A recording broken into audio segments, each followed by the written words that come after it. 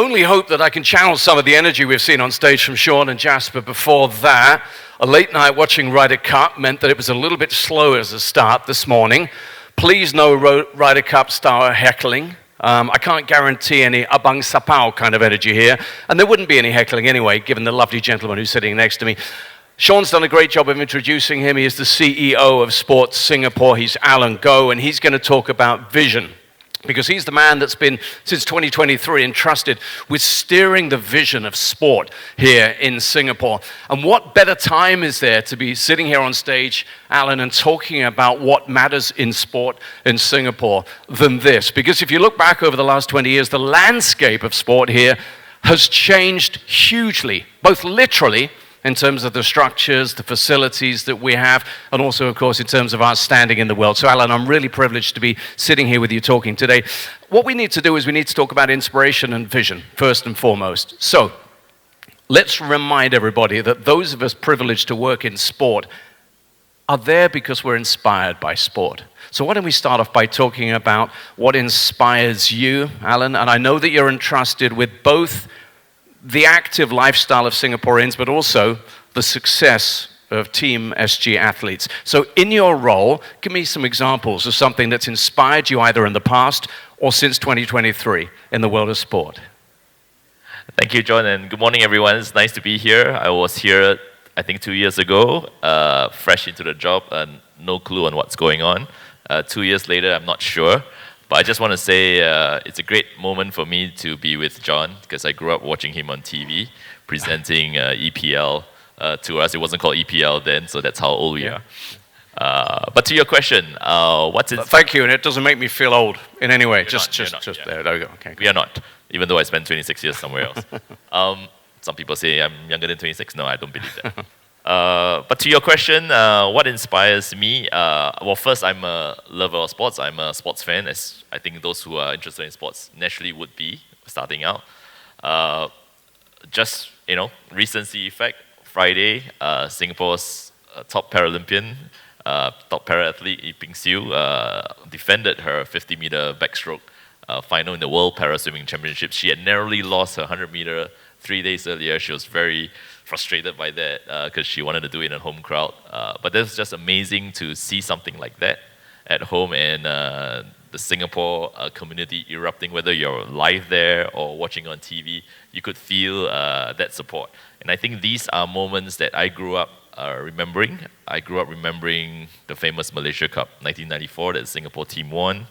I remember exactly where I was, what time it was, watching Joseph Schooling win the Olympic gold in Rio in 2016. I remember Loh Kian Yew winning the World Badminton Championships in 2022. So these are moments that I remember as a sports fan, and naturally there are many like me. So that's just what inspires me. And in Sports Singapore, we try to make sure this can continue. So there's a lot to that which I can unpack, but we'll get to that. We've got plenty of time, because we're going to be speaking about inspiration and vision, and it's great that you've had some recent examples there. I think we were all team Ping Siu. I mean, absolutely wonderful seeing her in action as those superhuman para-athletes were part of a year that's really seen sport go swimmingly, as it were here. We saw the World Aquatics Championships. We've seen so much going on here. But there's an interesting, I suppose, dichotomy in some ways to the role you perform. Singapore is a country, a nation, those of you who might be visiting, full of very active people. I have visitors come to town and say, well, you guys are fit. Everyone's out jogging and playing sport. Now, it could be the thousands of Hyroxers who go and do their thing. It could be the line dancing aunties out in the heartlands of Singapore. But we have a very active lifestyle, and you're entrusted with promoting that via your programs and your venues and your facilities. But by the same token, you also have to ensure success for the elite athletes of Team SG. So how do you do that? Well, I think it'll be a false dichotomy to see them as different, because actually it's more useful to see them as see both as one piece. I'll just illustrate with extremities. If we only just looked after mass participation, providing programs and facilities, not bothering about high performance, there will be a plateau. People would just do it because they feel they need to, based on their own motivations. On the flip side, if we only focused on high performance Team Singapore athletes, and make sure they win, at some point, if the public does not take part, you will lose your pipelines. So there's a fragmentation. If you look at them in silos, they need to come together. So obviously, when it comes together, then the judgment that my team and I have to do is to make sure we support and resource each one sensibly with our finite resources.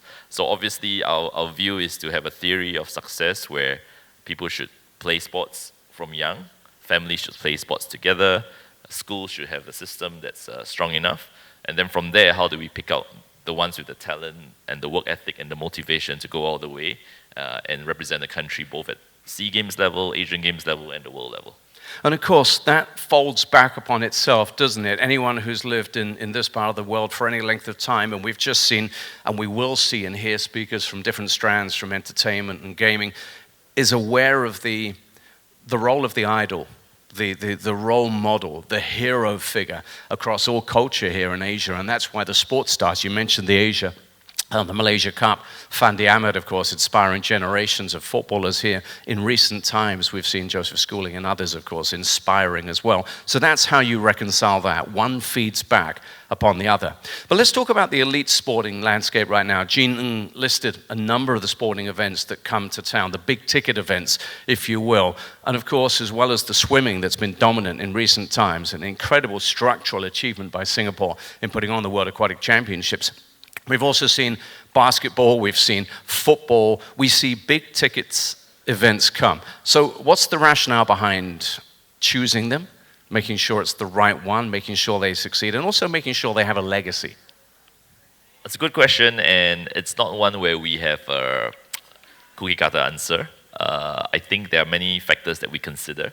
Well, firstly, when the government took back ownership of the Sports Hub, December 22, very soon after, people now remember the 4 months where we had Taylor Swift, Coldplay, Ed Sheeran, Bruno Mars.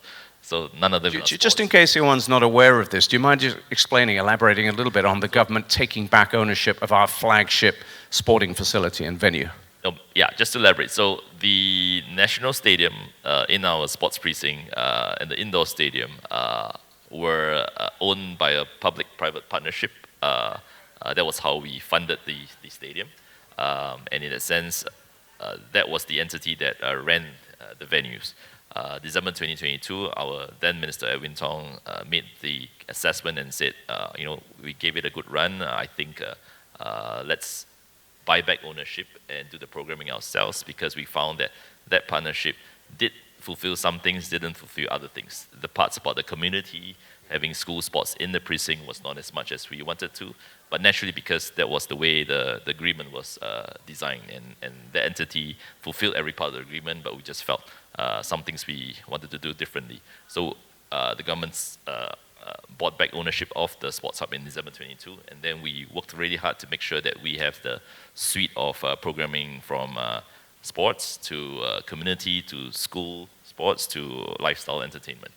Which is why we have this fascinating situation whereby if you do get down to Kallang, if you get down to the Sports Hub, you will just as likely see a community-based event happening one day, and then some of the most elite athletes in the world competing in the very same venue the next. And that's the interesting blend that you guys oversee here. But again, let's go back to bringing in those big events. Which ones do you think resonate? What's in your mind when it comes to obviously putting on highly expensive events sometimes, and also bringing in international talent, which might perhaps be seen as something that's alien to our domestic aspirations? Well, so yeah, like I said, there's no cookie-cutter solution, but we consider a few key factors. Obviously, Taylor Swift was very well received, and when you bring a sports event of its equivalence, I remember 2 years ago, we had a pre-season friendly between Liverpool and Bayern Munich, and the stadium sold out, 50,000. And so obviously, whatever we bring in, if we can sell out, that's one factor that we consider. We don't want to bring in an event that after all the effort and resourcing in there, it doesn't sell out. And candidly, different sports have different attractions. Yeah. So that's one factor. So obviously, if we can bring in Liverpool, Bayern Munich for a good price, we will do it, because Singaporeans benefit. People from the region can fly in and also benefit. But what we love in Sports Singapore is obviously an event that our athletes can benefit from. not just, so obviously at one level it's just spectating. If I bring in a World Aquatics, for example, we did organize it. There are many reasons why we did it. But if you put it to the extreme, if no Singaporean can contend, we had one finalist, thankfully, Gan Chinghui, it's different from having a Ping Siu in the final and you're cheering for her. But it's not all lost because you get to see the world stars. I think Leon Machad's world record was phenomenal to watch live, especially, and even on TV. So these are the things, so the intangible of that is to inspire the next generation, inspire spectators, and many young children will be inspired. The story for Singapore and Joseph Schooling, if you didn't know, Singaporeans may know by now. 2008, Beijing Olympics, the US swim team had a training camp here before going to Beijing. Michael Phelps was here with his teammates. A 13-year-old Joseph Schooling was one of the youths that got to meet US swim team. And that was the photo that famously was captured. And 8 years later, Joseph beat Michael in Rio in the final. So that is the power of, there's a repeated success story of many young players, young athletes being inspired by their idols. And if you can get these opportunities for them to see them up close, to interact, it makes a fundamental difference between seeing them on TV versus meeting them live. So that's one factor, yeah. That's a factor. And then I suppose what we have to do is we all are very much aware of the inspirational nature of sport. We know that young wannabe athletes want to emulate their stars, just as Joseph Schooling did. But then the pathway from that to achieving success for anyone, anywhere in the world, is tough enough.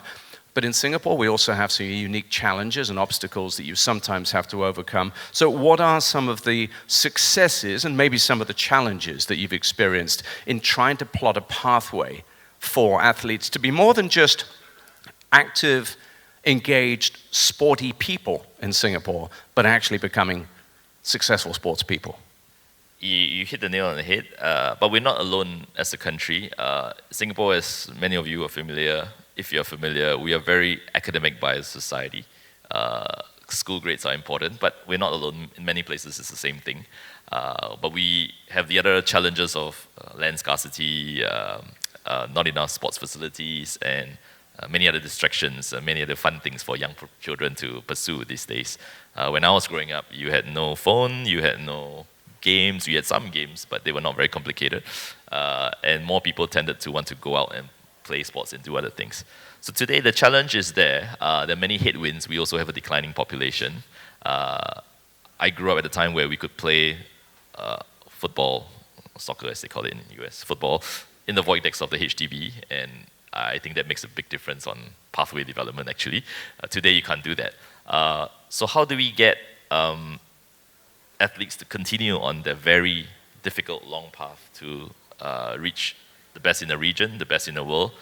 Really is to try to, my strategy, my team's strategy is try to remove all the obstacles. I have many peers whose children win the national school games, and I go ask them, are they going to continue to train and represent Singapore in the Southeast Asian Games, for example, next bound? And they're like, no, it's time to study. They're 16, it's the O levels. They're 18, it's the A levels. So what we're trying to do is to, as we announced last year, the Prime Minister announced last year in the National Day rally, make it easier for parents of the children and children themselves not to have to choose to forego sports while studying, to make it more comfortable to pursue an athlete career. So we've enhanced the schemes, we've allowed for scholarships after the prime time. So different sports have different prime times, and some sports you can play along and all that. We also have the challenge of conscription, national service in Singapore for the male citizens. So that's the other factor which can be a factor, especially for certain sports in the development age where you're best able to climb. So many factors there to consider. Loh Ken Yew went to national service early because he knew in his mind he wanted to get it out of the way and live his best years to climb the ladder. But the reality is that we're touching upon certain topics that to an extent are beyond your control in some ways here. All you can do is you can make sport aspirational, you can show that there are rewards to be had, and you can create pathways. Facilities are hugely important. If we have a situation where we need to put on a football match in front of 10,000 people rather than the 60,000 that the National Stadium holds, we're going to have in Toa an exciting new integrated hub coming along here. The Kalang Alive Sports Master Plan, tell us a bit about that. What are you doing to put the infrastructure physically in place?